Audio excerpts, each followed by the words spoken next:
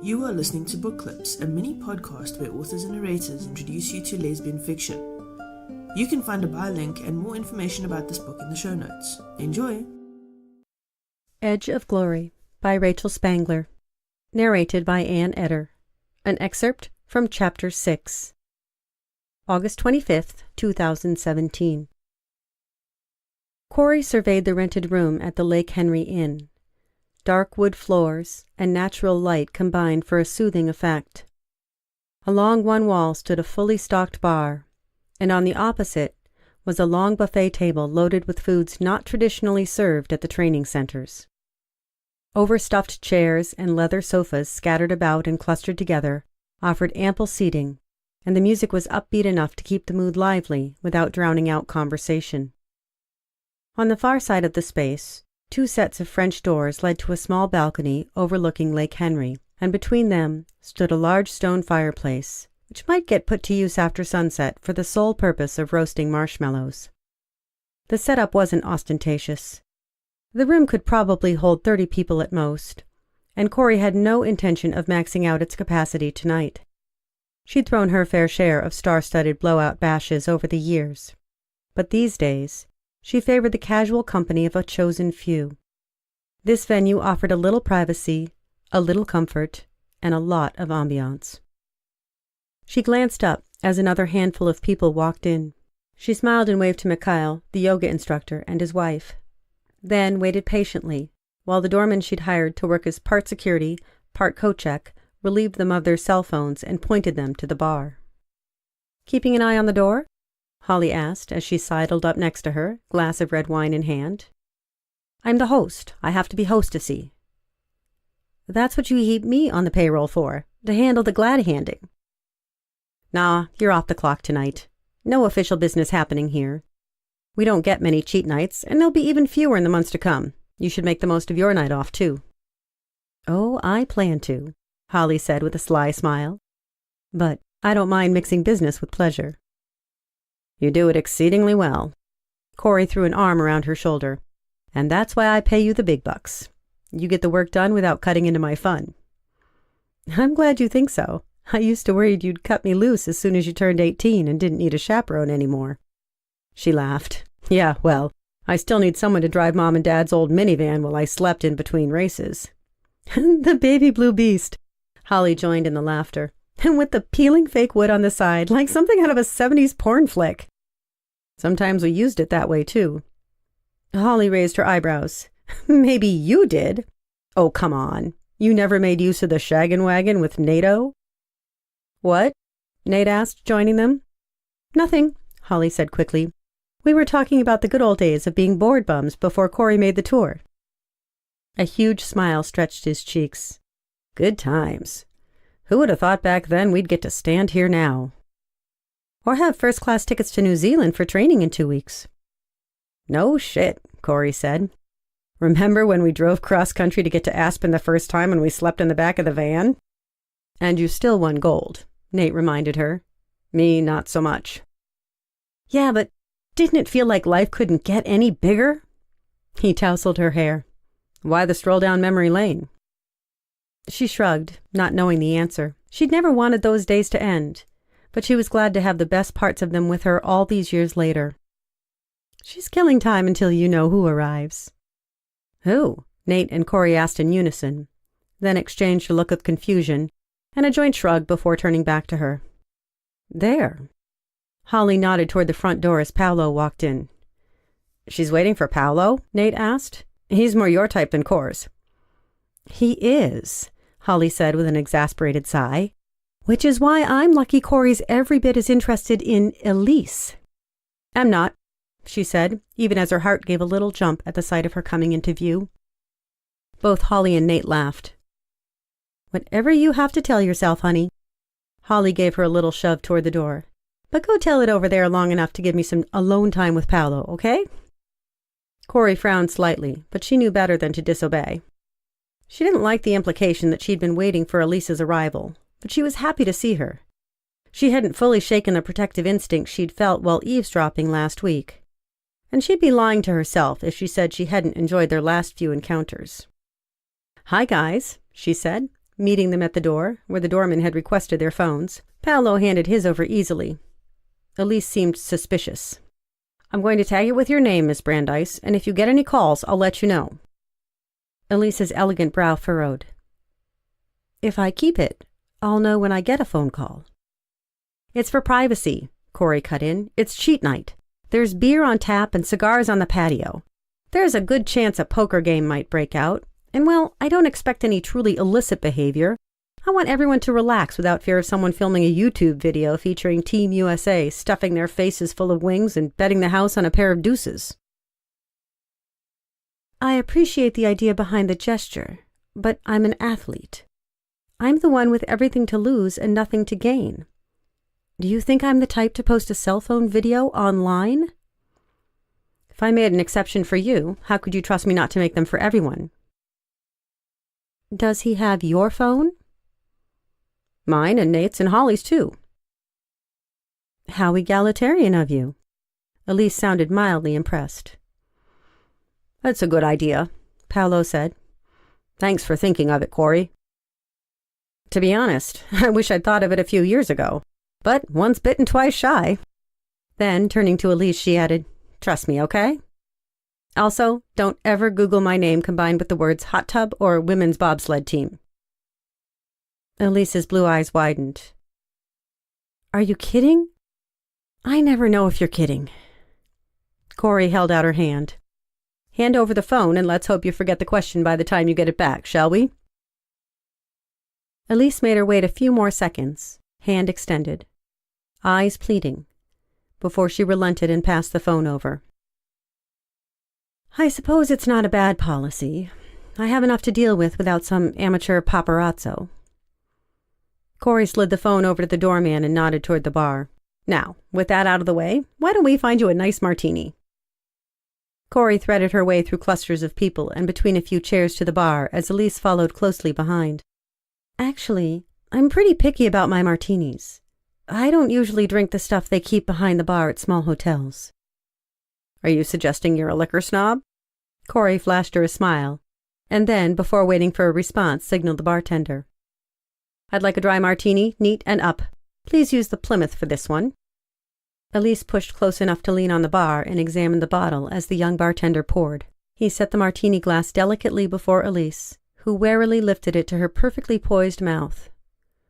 Corey held her breath, watching her sip. She closed her eyes, the corners of her lips twitched up, and Corey exhaled. Victory. The pride filling her chest might have made her wonder again about Holly's earlier comment, if Elise hadn't once again fixed her with her blue gaze. Well played. She lifted the glass in salute. And well researched. I assume you don't have Plymouth on hand at all times. Paolo may have dropped a hint or two. Holly has some Malbec in store for him. Again, nicely done. She sounded pleasantly surprised. You're a thoughtful hostess. We don't get to go off track often. When we do, I want everyone to make the most of the opportunity. You want everyone to be as happy as you are, Elise said matter-of-factly. I guess so. Or I at least want to give everyone the opportunity. A noble pursuit. Most people of your success level would expect to have their wishes catered to, rather than catering to the wishes of other people. Been there, done that. Believe it or not, it's not nearly as satisfying. What's the point of having it all if you can't share it? Elise let her eyes drift slowly around the room before settling back on Corey more intently. I find it hard to believe someone like you would lack for people to share things with. She held her gaze before saying, having people around to drink my gin and eat my food isn't the same as having people to share the important things with. It's entirely possible to be in the middle of a crowd and still be completely alone. Corey, Elise whispered, and for the first time, the sound of her own name twisted in her chest, as the two of them hung suspended in that moment, with nothing and no one else around. What had made her say something so heavy, so personal?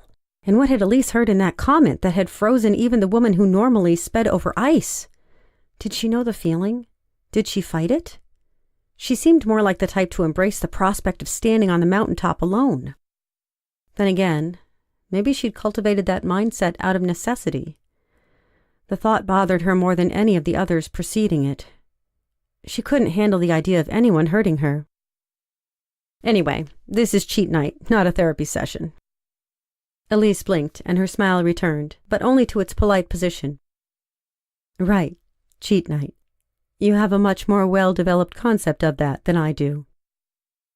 Basically, you start with all the things you normally have to say no to during training, and instead you say yes to them. Sounds simple. It can be. Or when done right, it can be an art form.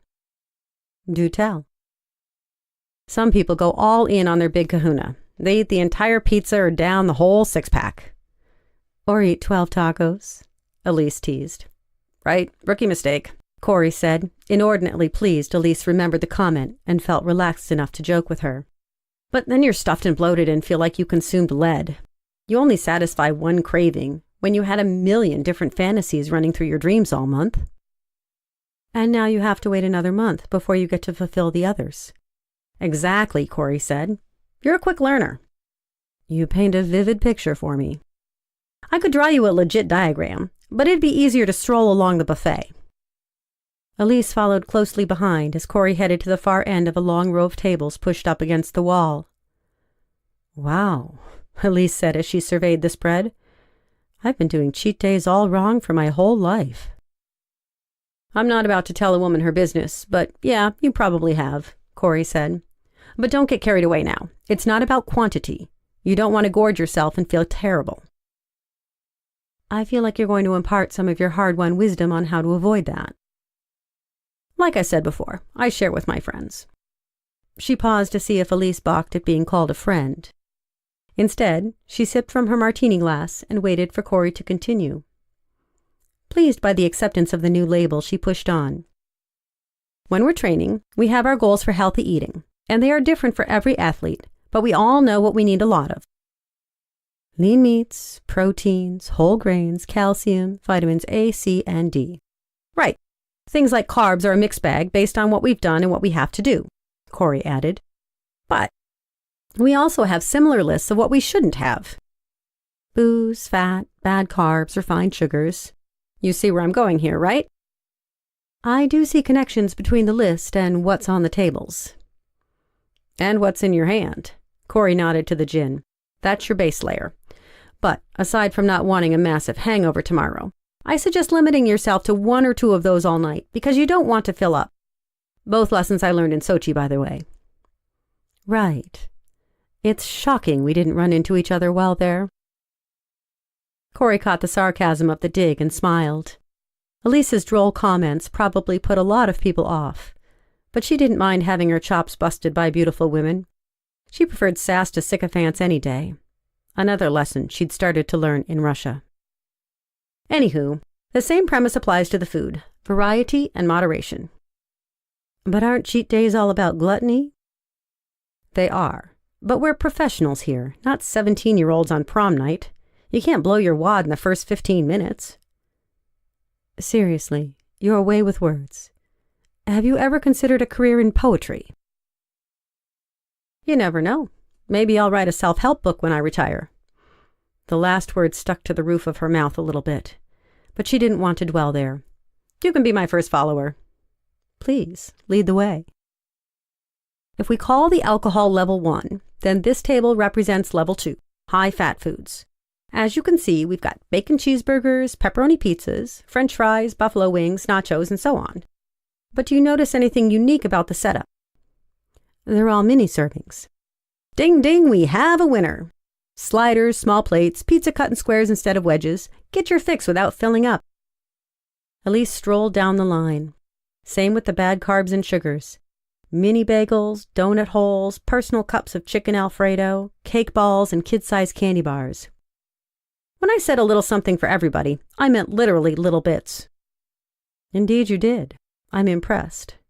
When you first mentioned this event, I sort of expected a drunken bacchanal. Not anything well-planned or tastefully executed. Corey handed her a small lunch plate. Here's another pro tip. Use smaller plates. Make a first pass, sit down and enjoy it. Then come back for another round or 2. Don't shovel it in. Savor. Elise accepted the plate and started down the line, picking up a slider and a small cup of pasta. "And when you're locked and loaded for round 1, I've got an Adirondack chair on the back deck with your name on it." "1? Does that mean you aren't going to join in the revelry with me?" She scanned the room once more, trying to hide her pleasure at the invitation. She should probably circulate and say hi to a few more people. But as much as she wanted her guests to be comfortable, this was her night off too. She'd purposely kept the list of attendees small and low maintenance so she could relax. Plus, Elise might need that concept demonstrated for her. She didn't seem to have much practice settling into the moment. Who was she kidding, trying to make excuses? She was going to spend the better part of her evening by Elise's side. Not because she needed to, but because she wanted to. Edge of Glory by Rachel Spangler. Narrated by Etter. This was an episode of Book Clips, a mini podcast where authors and narrators introduce you to new books with a short reading. Get the book now by clicking on the buy link in the show notes. This link works for Amazon US, UK and Canada. If you use our links, we earn a small commission from Amazon. Thanks for listening. Don't forget to rate and subscribe to this podcast.